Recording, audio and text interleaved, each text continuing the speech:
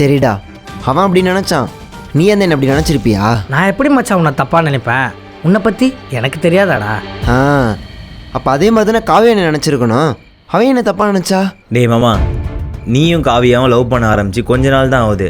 ஆனால் அவன் அப்பையிலேருந்தே அவளோட ஃப்ரெண்டு. அதனால் அவன் சொன்னதை நம்பி உன்னை தப்பாக நினச்சிருக்காடா. ஒரு நாள் உன்னை பற்றி அவளுக்கு முழுசாக தெரிய வரும்.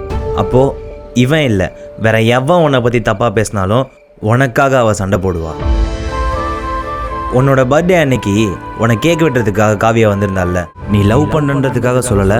உண்மையிலேயே தங்கமான பொண்ணு, எதுக்காகவும் அவளை விட்டுறாத. நான் இப்போவும் சொல்கிறேன், காவியா மாதிரி ஒரு பொண்ணு உன் லைஃப்பில் திரும்ப கிடைக்கவே மாட்டா.